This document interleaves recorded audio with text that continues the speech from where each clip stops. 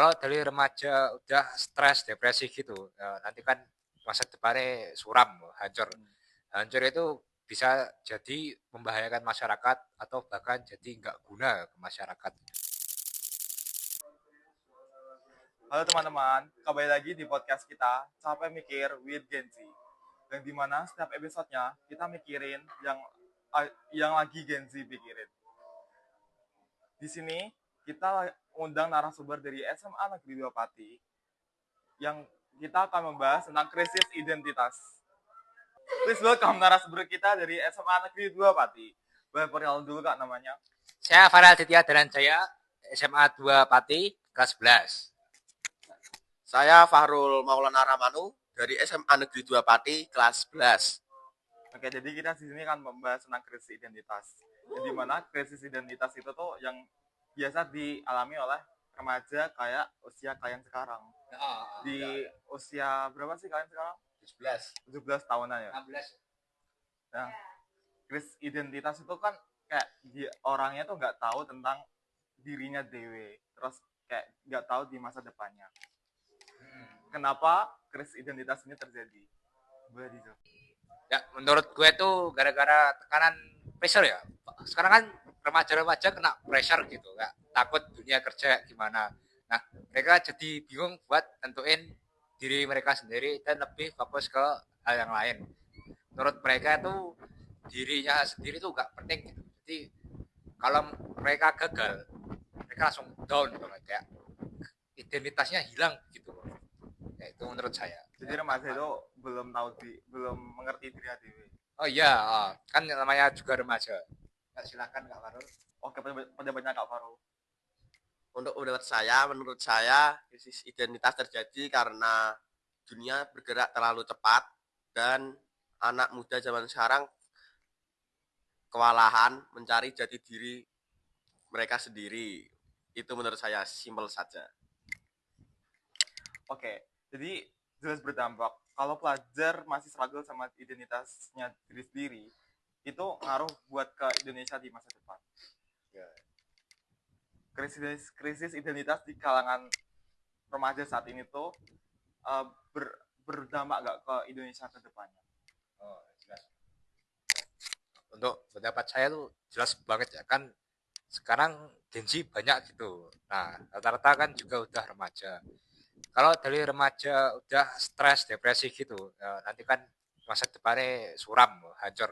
Hancur itu bisa jadi membahayakan masyarakat atau bahkan jadi nggak guna ke masyarakat.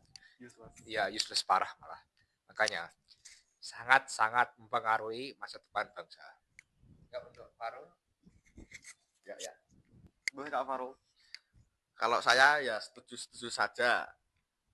Karena mereka kalau tidak yakin dengan diri mereka sendiri, sulit untuk menjadi pemimpin. Dan tekanan bisa membuat mereka menjadi lebih kuat.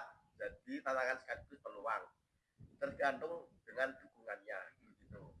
Nah, jadi jawaban kalian kan tadi itu tentang tekanannya. Jadi kalau remaja menurutku kalau remaja ditekan, itu kan dia bisa jadi lebih kreatif, lebih maju untuk Indonesia sekarang. Itu kalian setuju nggak kalau misalnya remaja itu ditekan?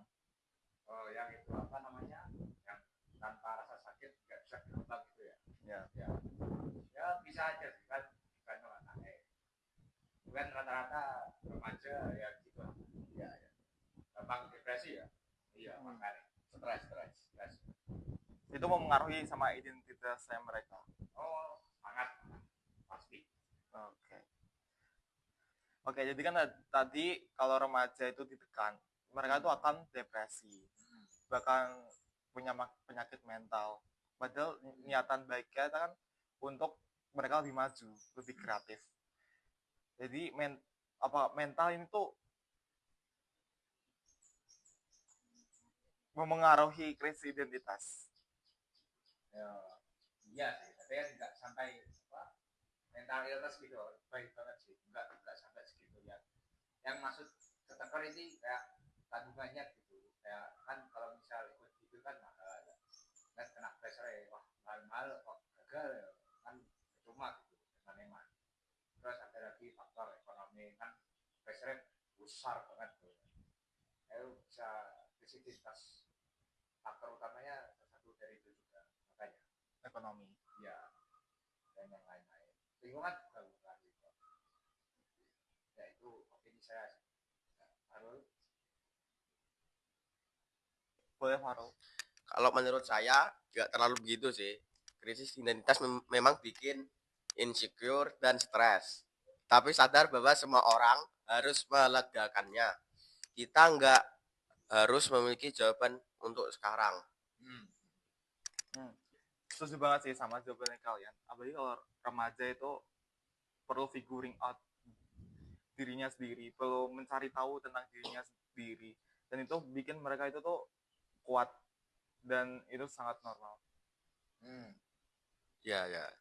Nah, selanjutnya kita akan kembali lagi ke sesi 2. Di sesi 2 kali ini, aku akan bacain rules-nya ya. Jadi, di sesi kalian cukup menjawab iya dan tidak tentang Oke. pertanyaan yang udah Oh, dikasih ya. sama kita, Paham. dan alasannya tipis. Ya, Boleh. ya. santai.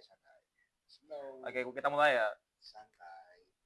Narkoba mempengaruhi krisis identitas remaja. Kalau aku sih iya, karena narkoba bisa memperparah krisis identitas masalahnya. Dan bisa mengubah pola pikir anak muda yang mencoba untuk mencicipi atau yang menggunakan narkoba lah. Gitu. Ya setuju sih, kan narkoba juga obat-obatan. Ada adiksinya kalau keterusan gitu.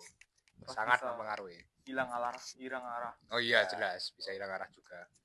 Ketolak masyarakat. Iya.